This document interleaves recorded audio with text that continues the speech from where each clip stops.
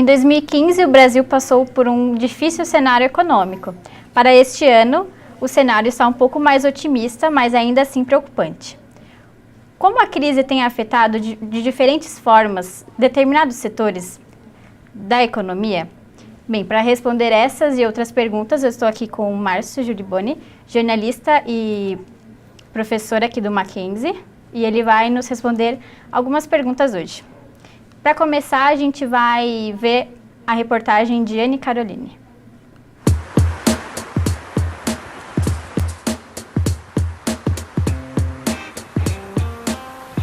No ano de 2015, a crise econômica brasileira levou muitos comerciantes a enfrentar obstáculos. O setor automobilístico sofreu uma queda de 26% na venda de veículos novos. A Avenida Sumaré, localizada no bairro de Perdizes, perdeu uma concessionária da Fiat no fim do ano. Mesmo as concessionárias que continuam abertas estão sentindo a crise. Se andarmos um pouco mais na mesma avenida, chegamos à Fiat Amazonas. Inaugurada no fim de 2015, vem passando por um cenário turbulento. A crise existe, é real e todo mundo está vendo. Estamos passando por ela, a gente acredita que no final do ano a gente vai ter uma mudança um pouquinho melhor. Esse ano está começando a subir, mas muito devagar mesmo. Mas estamos começando a enxergar um crescimento. E com tudo isso, parece que a crise atingiu em cheio ao mercado automobilístico. Voltamos ao estúdio.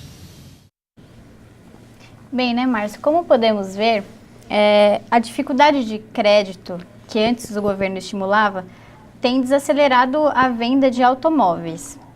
O governo é o único culpado disso?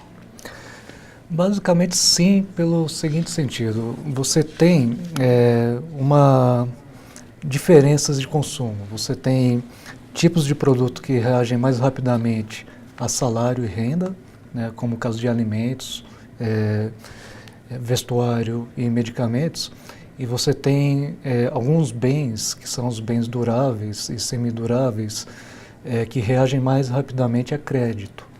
O que o governo fez foi justamente nos últimos anos estimular muito o crédito, né, facilitou muito a forma como você compra um carro, seja na entrada, seja nas parcelas, e os juros estavam muito baixos. E nos últimos anos, basicamente a partir de 2013, por aí, a situação econômica começou a se deteriorar e o governo não atuou para fazer com que a economia se aquecesse. Então, o que acabou acontecendo é que, diante de uma crise econômica, com a corrosão da renda via inflação e com o aumento de juros, as condições para se comprar carro novo e carro usado também, né, caíram muito, tanto é que você viu o resultado da venda. Como você vê a estratégia de marcas de luxo em investir em modelos mais populares? Você diz montadoras? Isso. Isso é uma coisa que, assim, na verdade, eles tentam procurar mais mercado. A lógica de qualquer empresa é você ampliar a sua produção e seu público-alvo. Você amplia a produção mantendo a mesma faixa de público, ou então você tenta ampliar a produção procurando novos nichos. Quando você traz uma marca um pouco mais popular de um modelo de luxo, na verdade você está trazendo uma marca de entrada. É o caso, por exemplo, da Audi, se eu não me engano, que começou a produzir aqui no Brasil, né? Você tenta fazer com que o seu mercado cresça por meio da incorporação de pessoas que antes não conseguiriam comprar o seu modelo padrão. Não é necessariamente uma solução muito grande. Se você olhar para os números das montadoras de luxo, você vai ver que elas crescem, mas elas crescem num ritmo pequeno. Se é que crescem, né? Mas é uma alternativa boa para as marcas fazerem isso? Aí depende muito da estratégia das empresas. Se você for pensar em termos de posicionamento de marca, se isso, por exemplo, vulgariza a marca, não necessariamente. Porque essas empresas elas têm um conhecimento muito grande do público que estão atendendo, elas procuram realmente ter cuidado para não transformar, vamos dizer, um carro de luxo num fusquinha e acabar afastando o público deles, né? Mas O maior problema é de demanda. Não adianta você querer popularizar, entre aspas, né, uma marca de luxo num mercado em que você está em crise, né? Você acaba passando a competir com, de repente, outros modelos de carro de montadoras pouco mais populares, só que a pessoa que está olhando para aquilo, às vezes não se sente, vamos dizer, identificada com o modelo de luxo, porque acha que é coisa de rico. Então você fica num limbo de marca, de atributo de marca, que às vezes não resolve muito. Fora que o que acontece é que as montadoras de carros de luxo têm muitos componentes importados, ou então traz todo o carro importado. E com o dólar alto, você ter um modelo popular com dólar alto também não resolve muito. Então, falando de montadoras internacionais, em 2011 o governo brasileiro elevou a taxa de IPI para modelos importados que não têm montadoras fixas aqui no Brasil.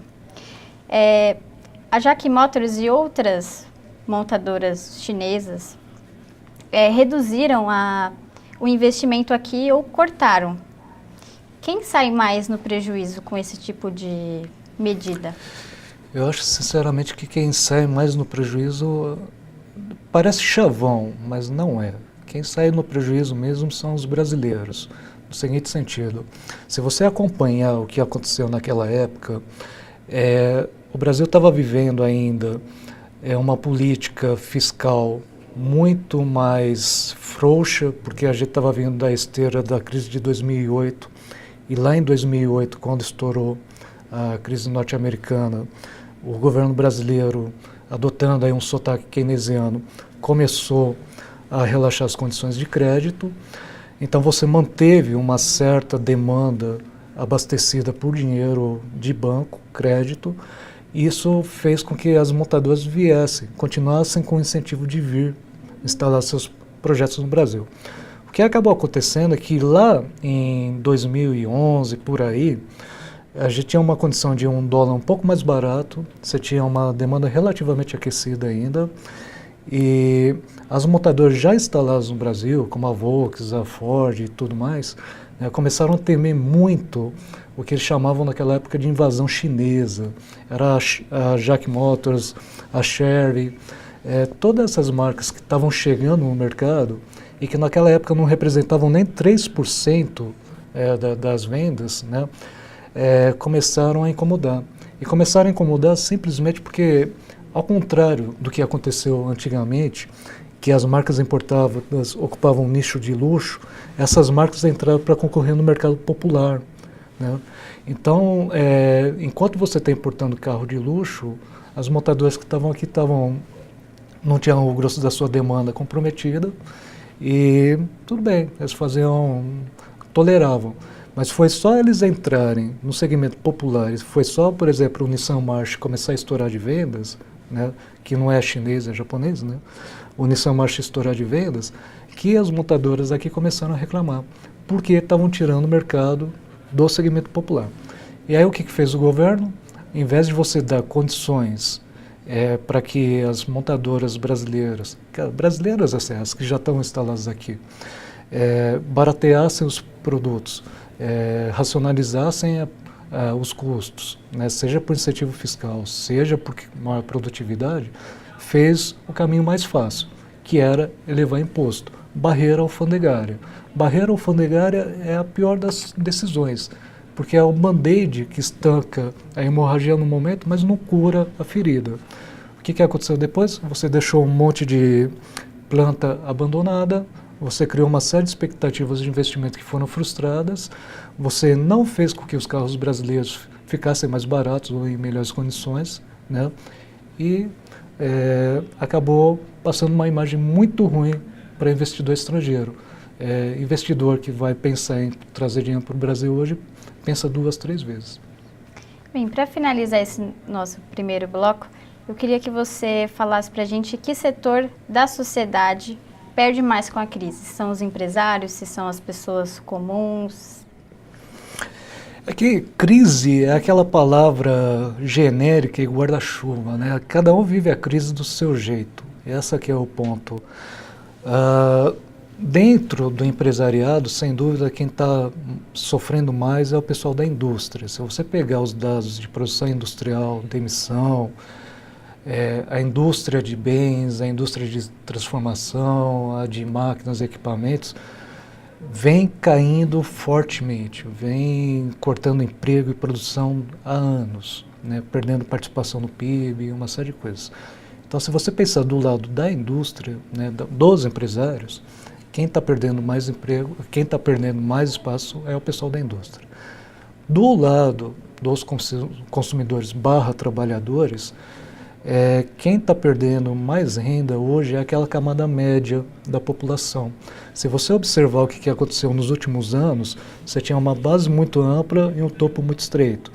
Nos últimos anos, lá aqueles 30, 40 milhões de consumidores, eles subiram um pouco e incorporaram na base da pirâmide nas classes C e D, né? Então houve uma promoção de renda, né?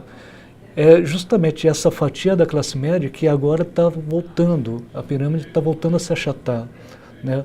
Então quem estava na base perde, mas não perde muito, porque infelizmente já não tinha muito.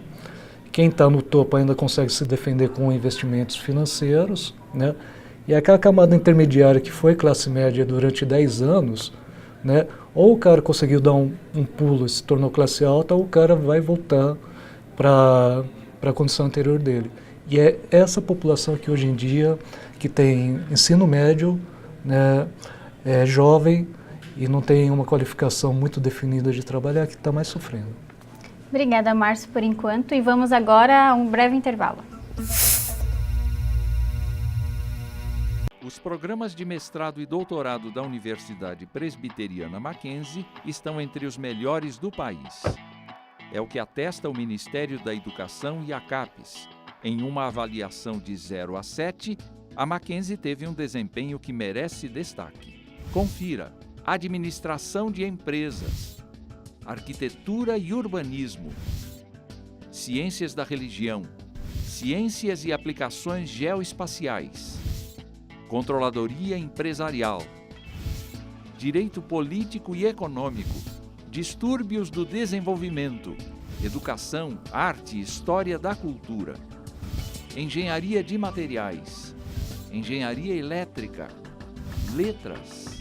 Saiba mais em nosso site. Mackenzie, um mundo para você. Estamos de volta. E na contramão à crise, o setor de produtos orgânicos só cresce e atingiu no ano passado um aumento de 13% em sua comercialização.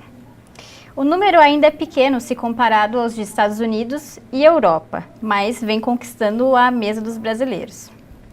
Vamos ver agora a segunda parte da reportagem de Anne Caroline. Quem passa pela Feira de Produtos Orgânicos, que acontece no Parque da Água Branca, em São Paulo, logo percebe o movimento. Um bocado de gente circula de um lado para o outro em busca dos tipos mais variados de alimentos sem agrotóxicos.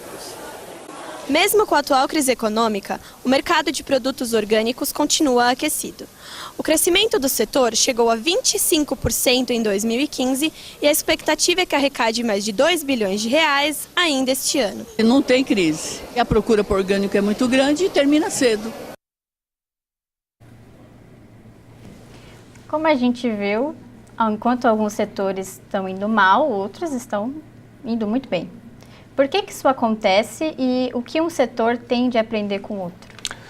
Bom, eu acho que são duas coisas. A primeira é, você tem uma base muito pequena de produtos orgânicos, então esse crescimento tem um efeito estatístico, né? Não dá para comparar um mercado de 2 bilhões de reais com um mercado de vários bilhões de reais. Então, nesse momento, qualquer coisinha que você cresça já é 10% a mais. Mas tem uma coisa que os teóricos chamam de oceano azul. Se você pegar nas teorias de administração de empresas, o oceano azul é aquele a ser desbravado, é aquilo que você é o primeiro a descobrir aquele mercado. O mercado de orgânicos no Brasil hoje pode ser dito que é um oceano azul. Você tem poucos produtores, você ainda tem o mercado se formando, né? E o pessoal que entra de braçada. Fora que tem alguns atributos, né? Você tem o atributo da saúde, você tem o atributo desse apelo da população hoje por bem-estar, né? Você tem uma conscientização muito maior dos efeitos de agrotóxicos em cima da saúde, e tudo isso para fazer pontes com outros setores significa o seguinte: inovação. Procure inovar, procure se comunicar com o seu público de uma forma mais clara. Quer coisa mais batida do que um alimento, do que uma cenoura? Como é que você pensaria que pudesse inovar com uma cenoura? Sendo orgânico, né? Então, da mesma forma como você acha que não dá para inovar mais no mercado de carros ou no mercado de roupas, né? Dá. Basta a gente procurar aquele sentido que as pessoas estão procurando, aquela demanda que ainda não está sendo atendida. Que nem o Steve Jobs falava. Em alguns momentos, a pessoa só vai descobrir o que quer quando você mostrar para ela. É o caso, por exemplo, dos orgânicos. Tá certo. Obrigada, Márcio, pela entrevista. E a gente fica por aqui.